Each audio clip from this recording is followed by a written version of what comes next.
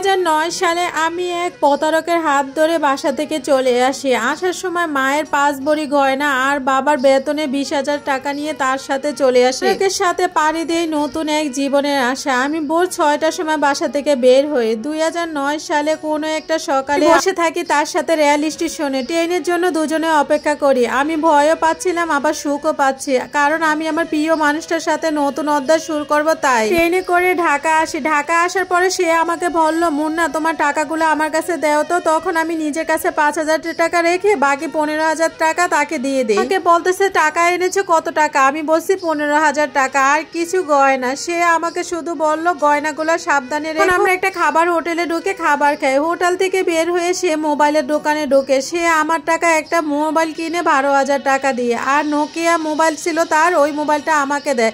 তার মোবাইলটার দাম 1,000 টাকা হবে। সে মোবাইলটা কিনে বলে এই শহরে দামি মোবাইল না হলে ভালো চাকরি জুটবে না। তার কথা বিশ্বাস করে নিলাম। এরপর সে আমাকে নিয়ে তার বন্ধুর বাসায় ওঠে। বন্ধুটা একটা রুমে থাকে, সেখানে আমরা দুজন। ও আর আমি ফ্লোরে থাকি, বন্ধু থাকে উপরে। সে রাতে আমার কিছুতে ঘুম আসতেছিল না। পরের দিন সকালবেলা তার বন্ধু চাকরিতে যাওয়ার পরে সে আমাকে বলল, ময়না তোমার কাছে দেখি কি কি গয়না আছে। গয়নাগুলা বের করে তাকে দেখালাম, আর টাকাগুলা কাপড়গুলা লুকিয়ে রাখি। আর তারপর আমার দৈহিক সম্পর্ক হয়। এভাবে কয়েকদিন যায়, কিন্তু সে আমাকে বিয়ে করতেছিল না। আমি বিয়ের জন্য অনেক চাপ দেই, তারপর সে আমাকে বিয়ে করছে না।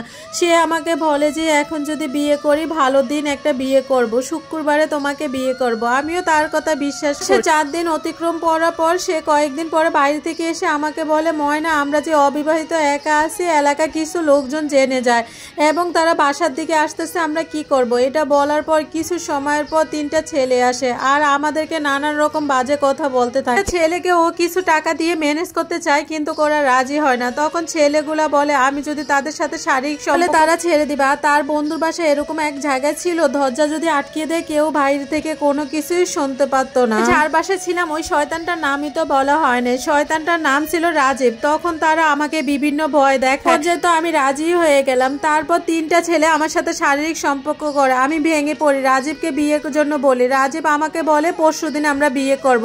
তারপরের দিন রাজীব না থাকায় রাজীবের বন্ধু আমার সাথে শারীরিক সম্পর্ক করে। রাজীব সাথে সাথে বাসায় আসার পরে আমি ঘটনাটা বলতে আমাকে বলে এরকম কিছু হয় না, এসব করলে বন্ধু মানে আমাদেরকে থাকতে দিচ্ছে, তা না হয় একটু সময় কাটাইলা তাতে কি হয়েছে? আমি তার কথা অবাক হয়ে যাই, সে এটা কি বলে। পরের দিন সকালে সে আমাকে বলে চলো আমরা বাড়ি চলে যাই। এর পরের দিন বলে কি আমরা বোনের বাড়িতে বিয়ে করে তারপরে আমাদের বাড়িতে যাব। তার বড় বোনের বাড়ি নাকি কুমিল্লা ছিল। শেষ করে তাকে কুমিল্লা উদ্দেশ্যে রওনা দেয়। সে আমার সাথে গয়নাগুলো আনা নিয়ে যায়। সে আমাকে বলে আমার সাথে রাখি, তা না হলে তুমি হারিয়ে ফেলবে। 17 বছরের এক যুবতী, তাকে বিশ্বাস করে ঠকেছি। আর কুমিল্লাতে আসার পরে একটা বাসায় উঠছে, সেখানে খুব সুন্দর একটা মহিলা ছিল।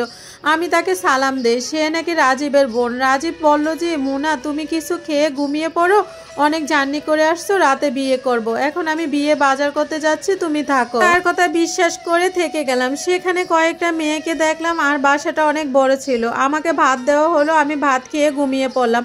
রাতের বেলা আমার ঘুম ভাঙলো। তখন রাজীবের কথা জিজ্ঞেস করতে ওই মহিলা আমাকে বলল, কে রাজীব? এখানে তোকে বেছে দিয়েছে। ওই মহিলা আমাকে বলল রাতে কিছু মেহমান আসবে, মেহমানকে খুশি করে দিস। আমি মহিলার কথা বিশ্বাসই করতে পারছিলাম না। কি বলে আমাকে না করে চিৎকার করে এখান থেকে বের হওয়ার জন্য। এই জন্য অনেক মারে তারা আমাকে। একদিনে 3টা পুরুষ পাঠানো হতো আমার কাছে। যদি যেতে মানা করতাম আমাকে অনেক বেশি মারতো। তখন আমি প্রতিকার ভিতরে সীমাবদ্ধ। আমি যাদের সাথে ছিলাম মেয়েগুলো অনেক বেশি সুন্দরী ছিল। দড়ি দেওয়ার জন্য চেষ্টা করছি গলার ভিতরে। মৃত্যু যন্ত্রণা কি তখন বুঝতে পারছি। তারপর আমাদেরকে 18টা মেয়ে সহ নেপালে পাচার করে দেয়। একটা বাংলার ভিতরে রাখা হয় আমাদেরকে। কথা অনেক মনে পড়ে, নিজের জীবনটাকে নিজেই নষ্ট করে দিছে। আমরা 4 বোন ছিলাম। বাবা সরকারি চাকরি করতো, মাসে 30,000 টাকা বেতন পাইতো। সেই বেতন দিয়ে আমাদের জীবনটা ভালোই চলতো। আমরা চিন্তা করি এখান থেকে পালাবো। 18টা মেয়ে সহ আমরা পালিয়ে গেলাম। তারপর ওইখানে গিয়ে একটা গার্মেন্টসে চাকরি নিলাম। আর তারপর সবকিছু জানার পর আমাকে একটা ছেলে বিয়ে করছে।